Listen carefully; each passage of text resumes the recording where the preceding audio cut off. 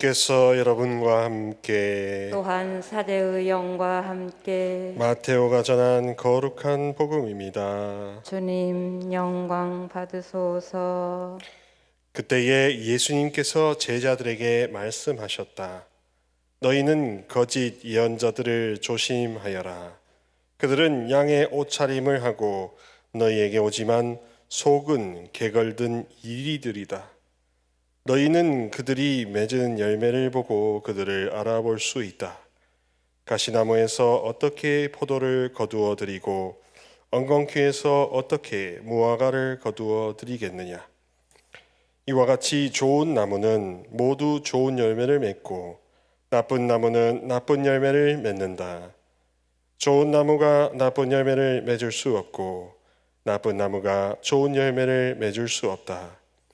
좋은 열매를 맺지 않는 나무는 모두 잘려 불에 던져진다. 그러므로 너희는 그들이 맺은 열매를 보고 그들을 알아볼 수 있다. 주님의 말씀입니다. 그리스도님 참미합니다. 앉으시어 신부님 강론을 경청하시겠습니다. 참미 예수님, 오늘 복음 통해서 마테오복음 5장부터 7장, 그러니까 모든 성경의 핵심이 되는 산상설교를 이어서 듣고 있습니다. 오늘 부분은 삶의 지혜에 대해서 알려주시는 부분입니다. 특별히 이 부분은 구약의 지혜문학, 잠언, 고헬렛, 집에서 지혜서 등등의 지혜문학 전통에서 즐겨 인용되는 부분입니다. 열매를 보면 그 나무를 안다 하는 게 지혜문학에서 자주 쓰였거든요. 잠언 10장 16절에서 17절에 보면 이런 말씀이 있습니다. 의인의 소득은 생명에 이르고 악인의 소출은 죄악에 이른다. 교훈을 지키는 이는 생명에 이르는 길을 가지만 훈계를 저버리는 자는 남을 방황하게 한다. 노르베르토 성인이란 분이 있습니다. 이분께서는 이렇게 말씀하십니다. 악을 피하고 선을 행하라.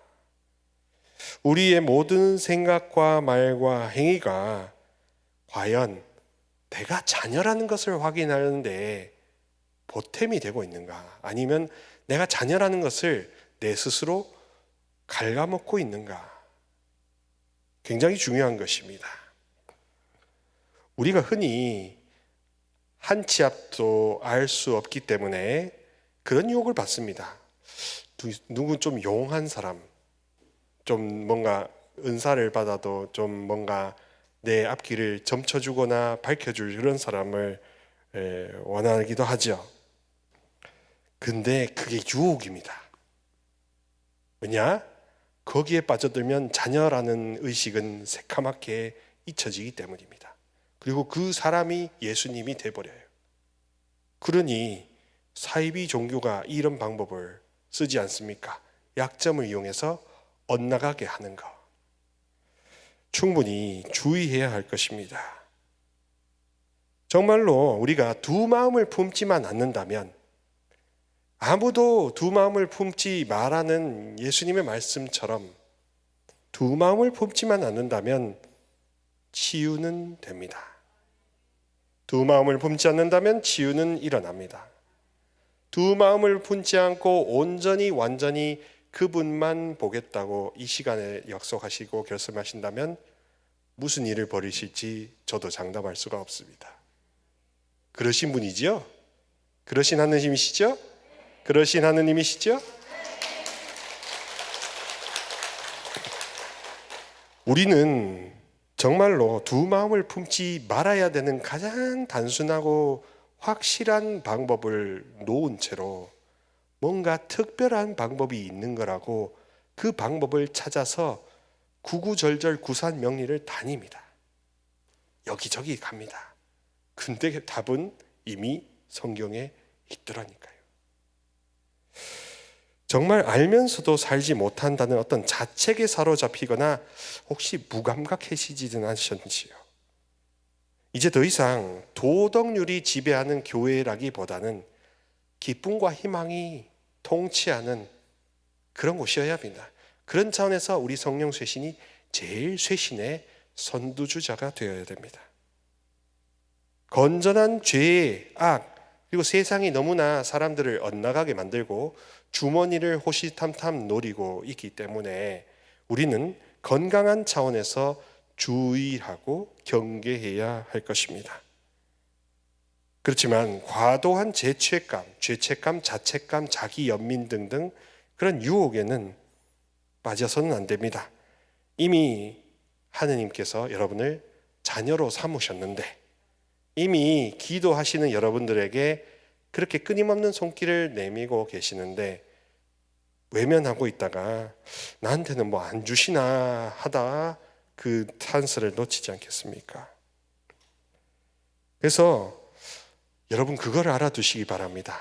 열매를 보면 정말 나무를 안다라고 했을 때 같은 맥락으로 원수를 사랑하라고 하시는 하느님의 말씀, 예수님 말씀을 보면 우리가 좋은 나무인지 좋은 열매를 맺는지를 알 수 있습니다. 원수인 마귀가 제일 마지막으로 쓰는 최강의 필살기가 뭔지 아십니까? 원수를 원수답게 미워하는 겁니다. 원수를 원수답게 죽도록 미워하는 게 최고의 필살기입니다. 그러면요, 원수가 뭔가 수작을 안 부려도 자멸해 버리잖아요. 스스로 망해버리니까 박수는 그냥 자기들이 쳐주는 겁니다. 아, 잘한다. 그렇죠? 우리가 우리 무덤을 파는 것은 원수를 증오하는 것입니다. 인간적으로는 원수를 증오할 수밖에 없을 것입니다.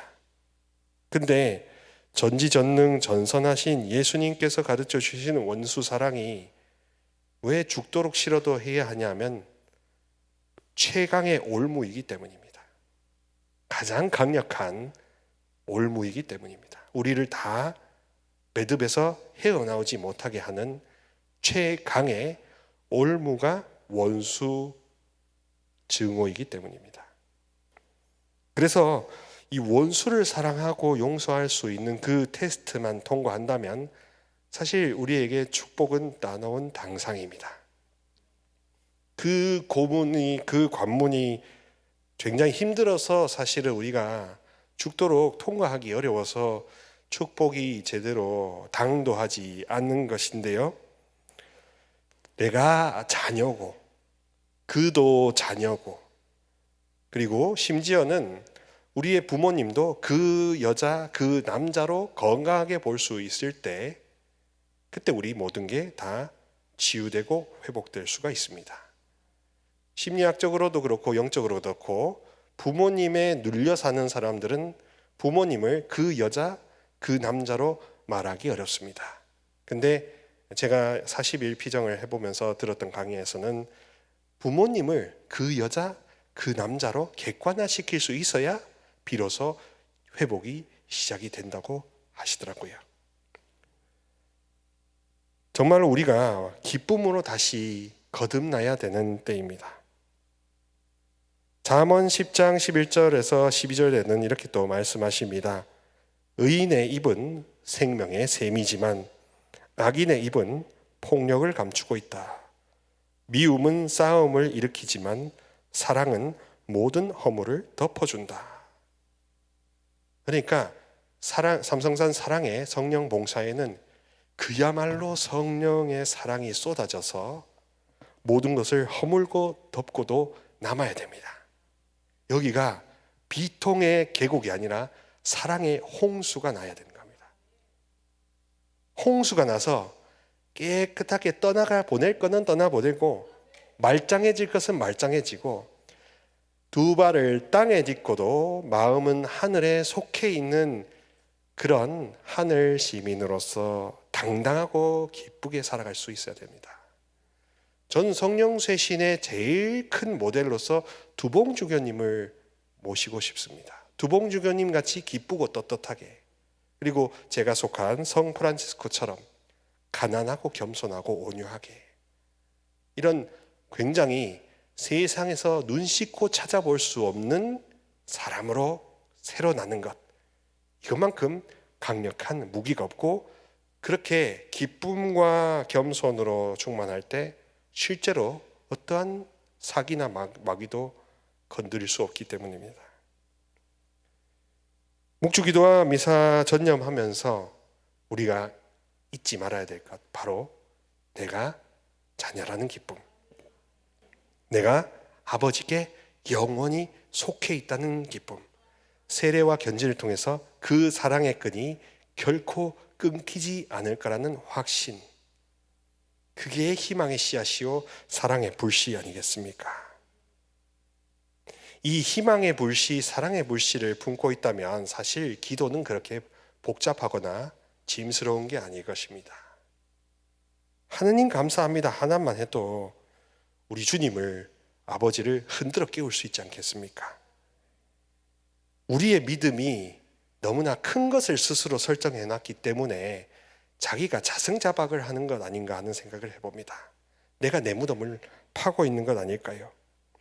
수많은 청원과 고민들이 올라오고 있고 그것을 보살피시는 분명 하느님 아버지시지만 정작 우리가 그분을 사랑스럽게 바라보지 않고 김칫국 드링킹만 하고 있다면, 받을 축복만 생각하지 내가 그분과 함께 진하게 사귀는 행복은 찾지 않는다면 기적은 일어나지 않더라고요. 그리고 우리가 자녀라면 사실 기적이 여사여야 됩니다.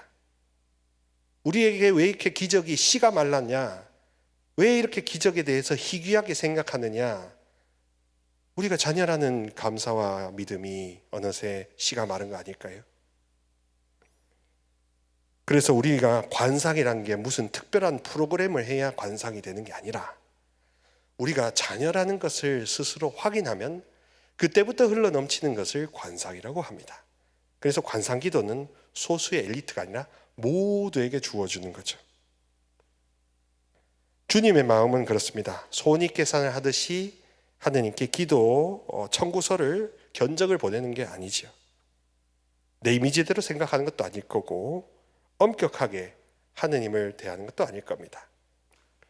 반대로 하느님은 굉장히 알수록 샤프하시고 굉장히 디테일하시고 세심하게 단련시키고 다듬어 가십니다. 고통도 주시다가 완전히 죽을 것 같으면 고통을 멈추시고, 이런 식으로 아주 절묘하신 분이시죠. 그래서 저는 이 성령 기도회를 통해서 그런 절묘하신 하느님, 기가 막힌 하느님을 많이 체험하고 있습니다. 여러분들에게도 그런 하느님을 담대하게 확증해드리고 싶습니다. 그래서 우리가 그런 자녀된 체험, 확신 체험이 없이 탄원기도, 청원기도를 하고 있다면 아쉽게도 우리는 성황당에서 구슬하는 것을 모르는 것일 수도 있기 때문입니다. 사랑하는 우리 성령 가족 여러분, 우리가 열매를 좋게 맺고 기쁨이란 열매를 주렁주렁 맺으려면 우리의 마음을 돌아봐야 될 것입니다. 그리고 우리가 완전히 기쁨과 희망이라는 이 시대가 잃어가고 있는 빛을 내는 등대가 되어야 될 것입니다. 그래서 공부도 더 해야 될 것이고 또 여러 가지 배움도 해야 될 것이고 또 열정적인 찬미와 기도도 모든 게 아울러져야 될 것입니다. 일상이 정말로 놀라운 기적의 연속이 될 수 있도록 우리가 노력해야 되지 않겠습니까?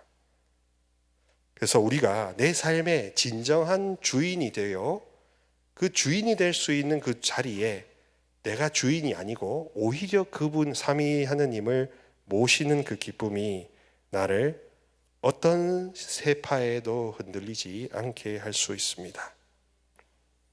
사랑하는 우리 교형자매 여러분, 남녀노소가 모두가 기뻐 용약하는 기도회가 우리 삼성산 기도회가 되어야 한다고 저는 확신합니다. 그랬을 때 이 성령 쇄신이 얄궂은 무슨 구판이나 다른 쪽으로 이상한 것이 아니라 정말 파스카 잔치라는 교회 문헌이 제시하는 올바른 방향을 100% 실현하는 기쁨의 잔치가 될 수 있을 것입니다. 제가 할 수 있는 바가 있다면 저는 최선을 다할 것이고 여러분들과 함께 우리 기쁨의 잔치로 같이 일어나 걸어갑시다.